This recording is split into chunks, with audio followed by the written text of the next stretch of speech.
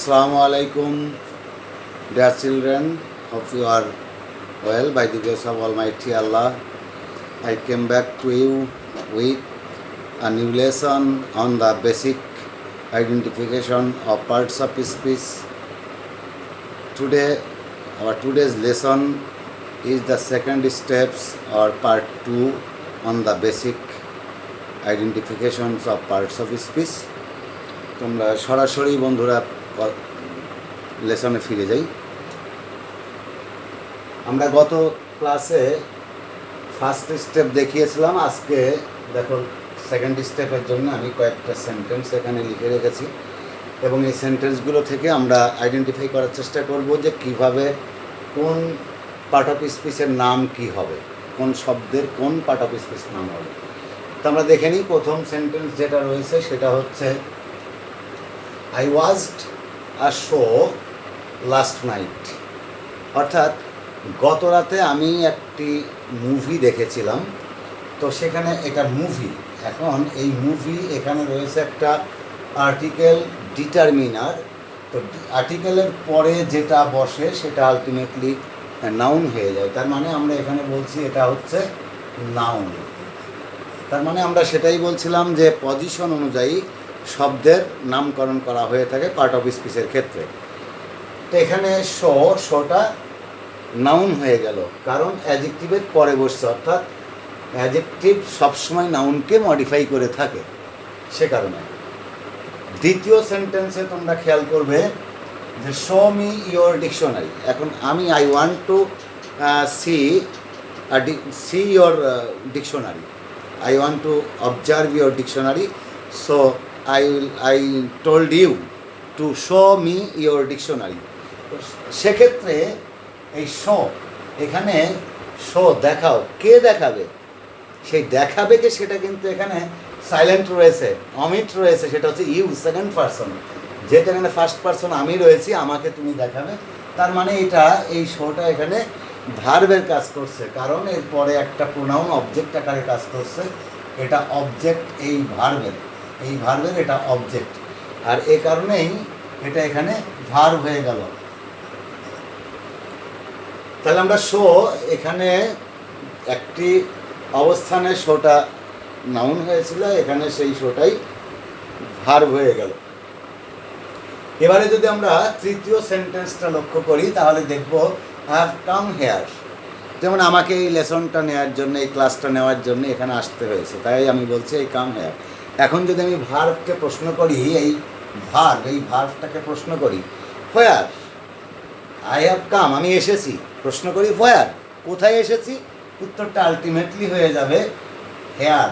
তার মানে আমরা এই হেয়ারটা ভার্বকে মডিফাই করছে, অর্থাৎ প্লেস নির্ধারণ করছে। এটা একটা প্লেস, আর প্লেস হওয়ার কারণে এটার নাম হয়ে গেল অ্যাডভার্ব।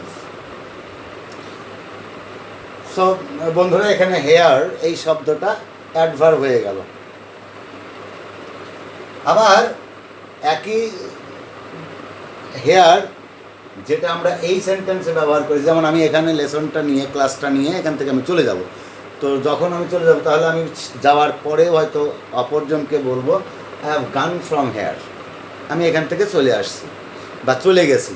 তাহলে এই যে আমি চলে গেছি, এই চলে যাওয়াটা হেয়ার, হেয়ারটার আগে কি আছে? ফ্রম। আমরা জানি বন্ধুরা এটা একটা প্রিপজিশন, আর প্রিপজিশনের পরে যদি একটা সিঙ্গেল ওয়ার্ড থাকে, এটা হচ্ছে একটা সিঙ্গেল ওয়ার্ড, আর সিঙ্গেল ওয়ার্ড অলওয়েজ নাউন হয়। তাহলে যে হেয়ারটা আমরা এখানে পেয়ে গেলাম অ্যাডভার্ব আকারে, এখানে সেই পজিশনের কারণে, একটা প্রিপজিশনের পরে সিঙ্গেল বসার কারণে এটার নামকরণ করলাম আমরা নাউন। তো এখন আমরা 5 নম্বর সেন্টেন্স যেটা লিখছি সেটা হচ্ছে উই লিভ ইন কুষ্টিয়া। এখন এই ইনটা আমরা কুষ্টিয়ার মধ্যে বাস করি, তো সেক্ষেত্রে এটা প্রিপজিশন, আমরা সবাই জানি। উই লিভ ইন কুষ্টিয়া, আমরা বাস করি, কোথায় বাস করি? কুষ্টিয়াতে বাস করি। তার মানে এটা প্রিপজিশনের কাজ করছে। এখন এই ইনটাই যখন আমরা এখানে ব্যবহার করছি যে কাম ইন, অর্থাৎ ভেতরে এসো, তো এখন এই ইনটাকে আমরা প্রশ্ন করি, এই যে কাম আসা, কোথায়, হোয়ার ডু ইউ কাম, তুমি কোথায় আসবে, প্রশ্নটা হচ্ছে ইন ভেতরে, তার মানে এটা হোয়ার প্রশ্ন। এটাকে যদি আমি হোয়ার দ্বারা প্রশ্ন করি এবং এই প্রশ্নের উত্তর পাচ্ছি এই জায়গা, সুতরাং এটা আমরা এখানে বলছি অ্যাডভার্ব। তাহলে একই ইন এখানে একটা জায়গা স্থানে পূর্বে বসছে, সে কারণে এটা কি হয়ে গেল, ইন হয়ে গেল। বড় জায়গার আগে আমরা জানি প্রিপজিশন ইন বসে, ছোট জায়গার আগে অ্যাট বসে, সেজন্য এখানে ইন প্রিপজিশন হয়ে গেছে।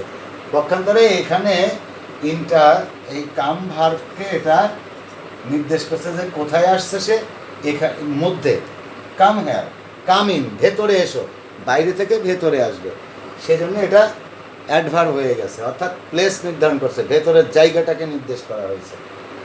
তার মানে the word in indicates the inside, অর্থাৎ ভেতরের জায়গাটাকে ইন্ডিকেট করছে। এখন আমরা এটাকে যদি এ পর্যন্ত ডিলিট করে দিই, ইরেজ করে আমি এইটুকুকে যদি এখানে দেখি, তাহলে কি দেখা যায়। নাম্বার 7 খেয়াল করো বন্ধুরা, গো আউট।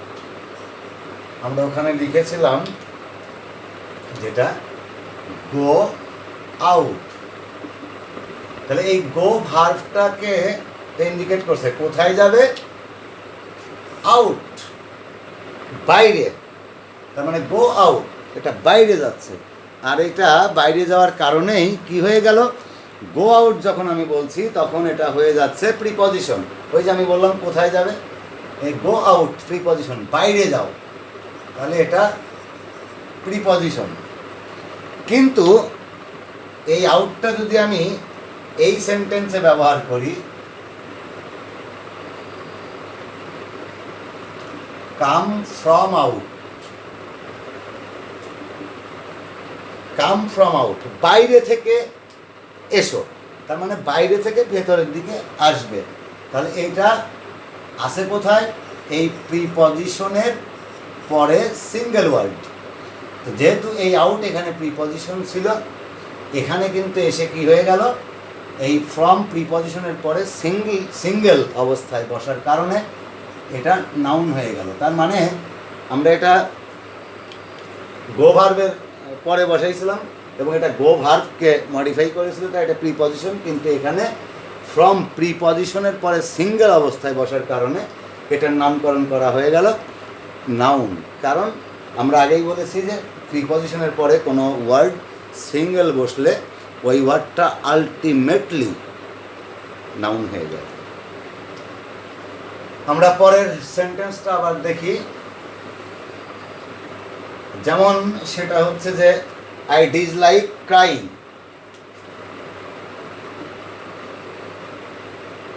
আই ডিসলাইক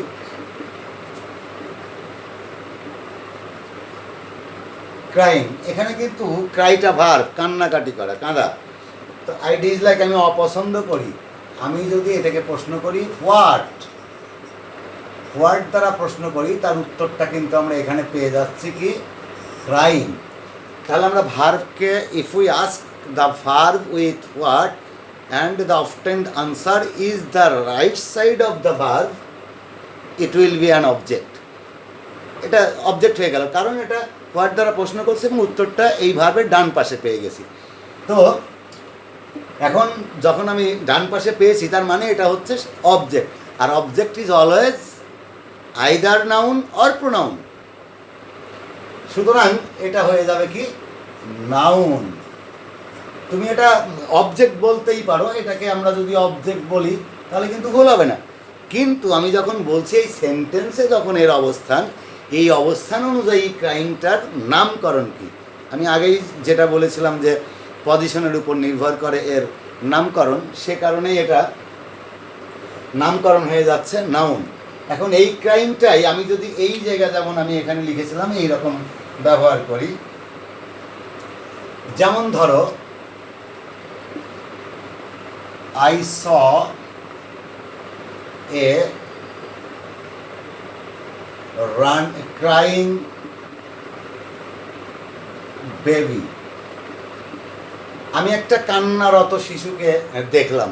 তাহলে এই যে কান্নারত শিশুকে দেখলাম, এখানে এই বেবিটা হচ্ছে নাউন, আর নাউনকে মডিফাই করে যা, সেটা হচ্ছে অ্যাডজেক্টিভ। এখানে আরও ডিটারমিনার রয়েছে, আর্টিকেল ডিটারমিনার, আর্টিকেলের পরে যেটা বসে সেটা অ্যাডজেক্টিভ অথবা নাউন। তাহলে এখানে মোট কথা যে নাউনকে মডিফাই করার কারণে এইটা আর এখন ভার্ব অথবা নাউন দুইটার কোনোটাই নেই, এখানে এটা হয়ে গেছে অ্যাডজেক্টিভ। আমি হতে পারে এরকম যদি বলি I saw A running bus, আমি একটা চলন্ত বাস দেখলাম, অথবা he fall from a running bus, he fell from a running bus, সে একটা চলন্ত বাস থেকে পড়ে গেল, এটা হতেই পারে। তো সেক্ষেত্রে আমরা বলছি যে নাউনকে যখন মডিফাই করছে এটা, তখন আলটিমেটলি এটা কী হয়ে যাচ্ছে, আলটিমেটলি এটা প্রিপজিশন হয়ে অ্যাডজেক্টিভ হয়ে যাচ্ছে। তাহলে আমরা দেখলাম যে এই ক্রাই, এই ভার্বটা মূল ভার্ব ছিল, এখানে মূল শব্দটা ছিল ক্রাই, ক্রাইয়ের সাথে আইএনজি যুক্ত হয়ে ব্যবহৃত হয়েছে ভার্বের পরে এর অবজেক্ট আকারে। আর অবজেক্ট আকারে ব্যবহৃত হওয়ার কারণেই আমরা এটাকে কি বলছি, আমরা এই অবজেক্ট আকারে ব্যবহৃত হওয়ার কারণে এটাকে বলছি নাউন। একইভাবে যদি আমি এখানে এটাকে এইভাবে দেখি যে এটা নাউন বেবি, এই বেবিটার পূর্বে এই বেবিকে মডিফাই করছে বা ইন্ডিকেটস করছে, সে কারণে এটার নাম হয়ে গেল অ্যাডজেক্টিভ। আমরা কেমন শিশুকে দেখলাম, আমি শিশুটাকে দেখলাম কান্নারত অবস্থায়, অথবা আমি ছেলেটাকে পড়া দেখলাম কোথা থেকে, একটা চলন্ত বাস থেকে, এরকম হতে পারে। একটা ফ্লাইং বার্ড তুমি দেখলে, একটা উড়ন্ত পাখি দেখলে, তো হতেই পারে হি কিলড আ ফ্লাইং বার্ড, সে একটা উড়ন্ত পাখি মারল। হি শট আ ফ্লাইং বার্ড, সে একটা উড়ন্ত পাখিকে গুলি করলো, হতে পারে। এরকম হতে পারে বন্ধুরা। আমরা এটা সেকেন্ড স্টেপের বা পার্ট 2 এর যেটা সেটা দেখলাম। এবারে আমরা দেখি থার্ড স্টেপ। এখন এই থার্ড স্টেপ বা তৃতীয় স্টেপে আমরা দেখব, বা অথবা আমরা বলতে পারি পার্ট 3 এ যেটা শিখতে চেয়েছিলাম সেটা আমি এরকম দেখাই। কয়েকটা সেন্টেন্স আমি আবার লিখি, বন্ধুরা খেয়াল করো। যেমন যদি আমি এখানে থার্ড স্টেপে এসে বলতাম হি ওয়েন্ট ডাউন দ্য স্টেয়ার, এটা হতে পারত। আমি যদি এমনটা বলতাম যে I saw the down stair, এটা হতে পারত। আমি এইটা না বলে তুমি এখানে ওয়েন্ট ডাউন দ্য স্টেয়ার, আমি সেটা না বলে বলছি যে হি স দ্য ডাউন স্টেয়ার। তো আমি এখানে এভাবেই যদি উল্লেখ করি তাহলে কিভাবে হয় সেটা আমরা দেখি। ডাউন ডাউন, আমি একই শব্দের বিভিন্ন জায়গায় বিভিন্ন অবস্থানে এর নামকরণ যে পরিবর্তন হচ্ছে সেটাই আমরা যে আগেই বলেছি যে আমরা এই জন্যে আমাদের এই অপশন বা টপিক্সের নামই দিয়েছি basic identification of parts of speech. অর্থাৎ এই পার্টস অফ স্পিচ সবগুলোই যেহেতু পার্ট অফ স্পিচ, কিন্তু অবস্থান ভেদে এদের নামকরণ যে পরিবর্তন হচ্ছে সেই পরিবর্তনটা নির্ধারণ করার জন্যেই আমরা এইগুলো শিখছি। যেমন আমি এখানে ডাউন দিয়ে আরও যদি লিখি বন্ধুরা দেখতে পারো, সেটা হতে পারে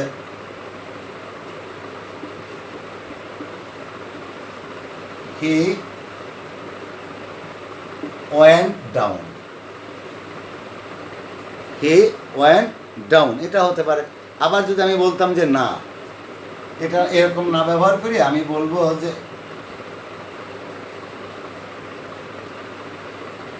হি কেম ফ্রম ডাউন। এখন আমি এখানে 4টা সেন্টেন্স লিখেছি, 4টা সেন্টেন্সেই ডাউন শব্দটা ব্যবহার করেছি। তো আমরা এখানে জাস্ট দেখব যে এই 4টা শব্দ ডাউন,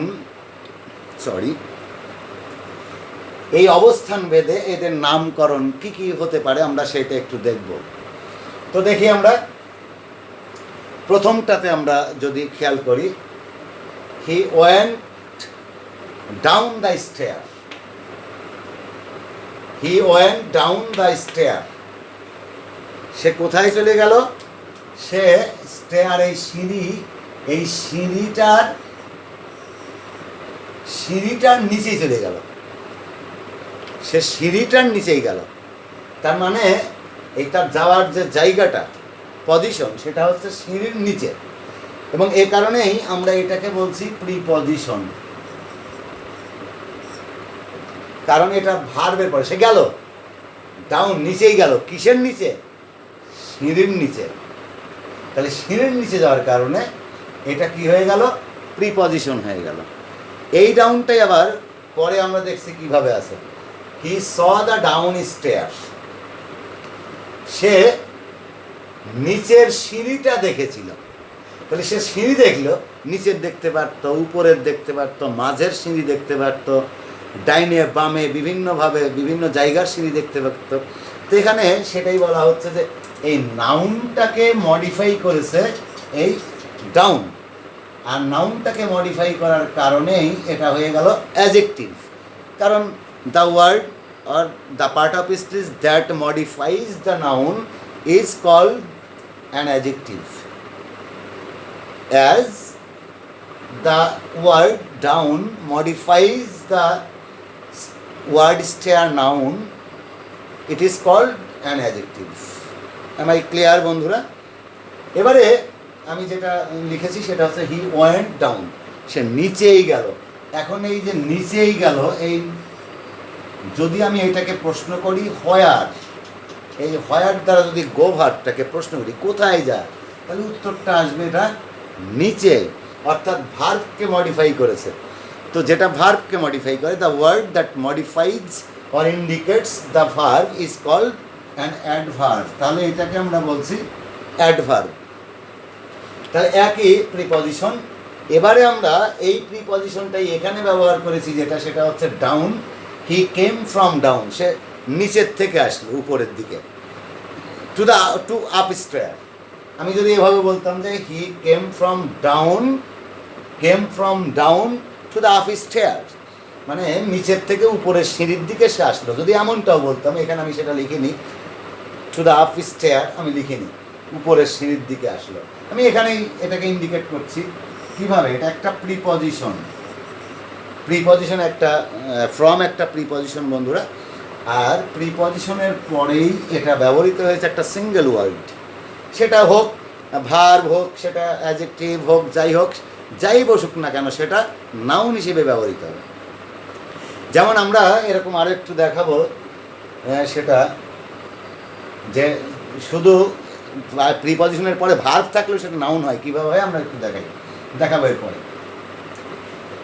ফ্রম এখানে প্রিপজিশন, এর কারণে এই পরের যে শব্দটা বসছে সিঙ্গেল, তাহলে এটা নাউন। এখন এটার পরে যদি তোমাদের প্রশ্ন রাখতে পারে যে ফ্রম ডাউন না দিয়ে যদি এখানে একটা সিঙ্গেল ওয়ার্ড না থেকে দুই বা ততোধিক ওয়ার্ড থাকতো, এ গ্রুপ অফ ওয়ার্ডস থাকতো, তাহলে সেটা কী হতো? তাহলে সেটা কিন্তু নাউন ফ্রেজ হয়ে যেত বন্ধুরা। যেমন আমি যদি বলতাম যে he came from the down stair, the down stair, তাহলে তিনটা শব্দ সেখানে পেতাম, এই গ্রুপ অফ ওয়ার্ডস। তখন এইটার নাম, এই দি ডাউন স্টেয়ার, এইটার নাম হয়ে যেত নাউন ফ্রেজ। যেমন আমরা বলছিলাম অ্যাডভার্ব থাকলে, ওই যে আমরা গত ক্লাসে দেখিয়েছিলাম হোম, হি ওয়েন্ট হোম বা ফাদার রিটার্নড হোম, এই যে হোমটা অ্যাডভার্ব, এবং হোমের আগে to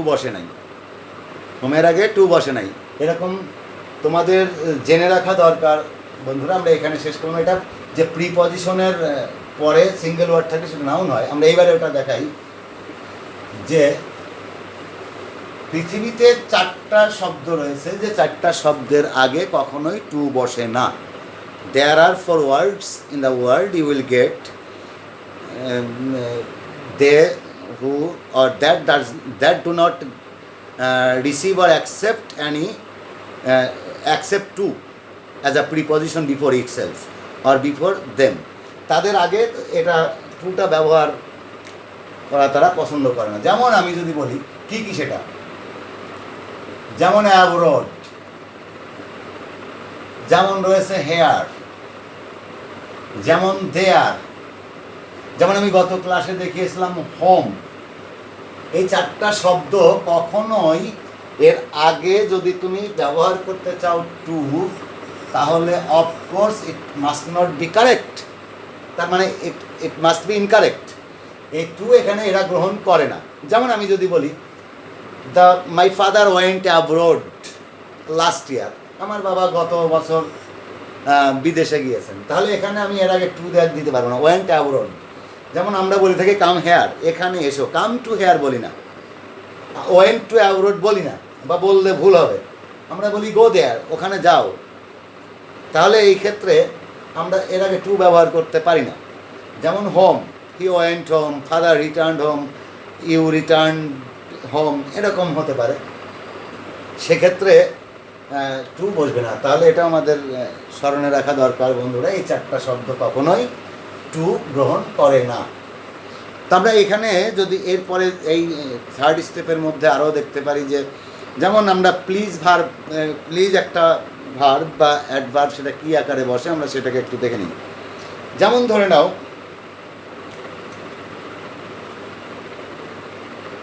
my father,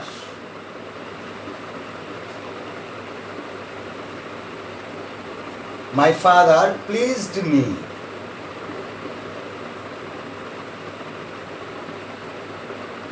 sending a nice gift.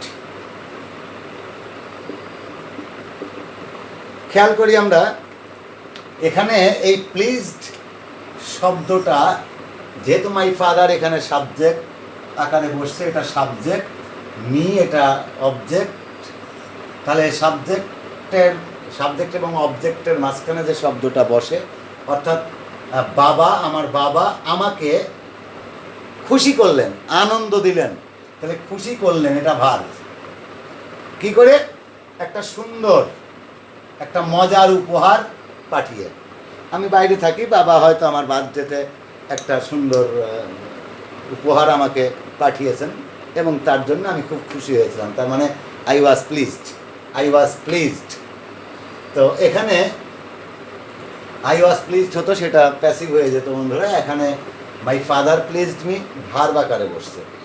এবারে যদি আমি এরকম আর একটা সেন্টেন্স লিখি এবং সেটা তোমাদেরকে দেখাই, যেমন ধরো প্লিজ লেন্ড মি সাম মানি,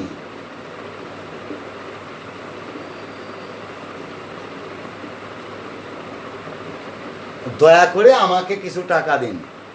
তাহলে এখানে দেখো দয়া করে কি করবে? আমাকে কিছু টাকা দেবে। তাহলে এই যে এই শব্দটা এই পুরো সেন্টেন্সটাকে মডিফাই করছে। তাহলে the word that can modify the whole sentence, the full sentence is called an adverb. তাহলে আমরা বলছি এটাকে অ্যাডভার্ব। তাহলে পুরো সেন্টেন্সকে এরকম আরও অনেক অ্যাডভার্ব মডিফাই করে, যেমন fortunately or luckily the boy past the last SSC exam, এটা হতে পারে। আবার তুমি এও বলতে পারো যে না,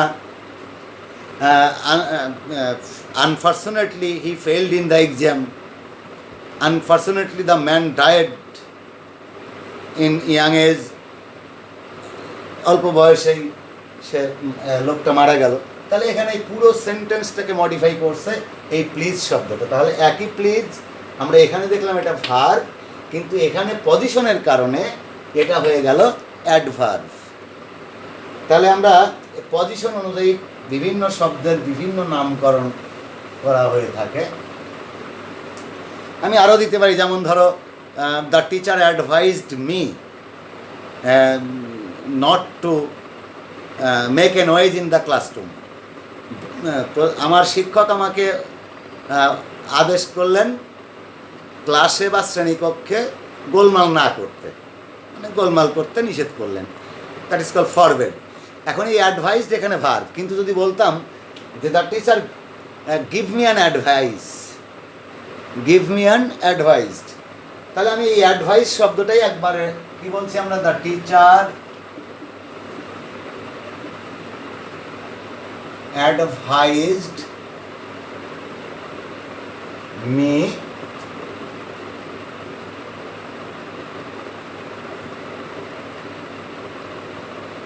টু স্টাডি প্রপারলি। আমি এখানে দেখি এটা ব্যবহার করছি অ্যাডভাইজড। বন্ধুরা অ্যাডভাইজ এখানে এটা সি এর জায়গায় এসও হতে পারতো, তবে এটা সমস্যা না, কারণ এটা হচ্ছে আমেরিকান এবং ব্রিটেন এই দুইটা সিস্টেম, এটার জন্য কোনো সমস্যা নেই তোমাদের। তাহলে আমরা দেখছি এখানে অ্যাডভাইসটা ভার্ব আকারে আসছে। এখন এটাই যদি আমি বলতাম যে the teacher give me an advice, একই কথা যদি আমি এখানে বলতাম the teacher gave me an advice, gave me an advice, তাহলে এই যে অ্যাডভাইস, এখানে এই অ্যাডভাইসটা হয়ে গেল, এই অ্যাডভাইসটা এখানে ভার্ব ছিল, কিন্তু এখানে এই অ্যাডভাইসটা কি হয়ে গেল, নাউন, কারণ এখানে আর্টিকেল রয়েছে ডিটারমিনার অলওয়েজ নাউনকে মডিফাই করে, সে কারণে এটা হয়ে গেল নাউন। তাহলে একই শব্দ প্রয়োগ ভেদে নামকরণ পরিবর্তন হয়েছে। তো বন্ধুরা আমরা পরবর্তী ক্লাসে, যেহেতু আমাদের সময়ও বেশ হয়ে গেছে, আমরা আগামী ক্লাসে আমাদের লাস্ট যেটা এই basic identification of parts of স্পিচের শেষ যে পার্ট, আগামী ক্লাসটায় আমি বাকিটুকু দেখাবো তোমাদের। আশা করি তোমরা আমার সাথেই থাকবে, আর অবশ্যই অ্যাটেন্টিভলি এগুলো খেয়াল করবে, মনোযোগ সহকারে এগুলো দেখবে। অবশ্যই it must be fruitful to you, এবং সেই সময় পর্যন্ত of course you will stay with me. Okay, thank you dear children, see you again.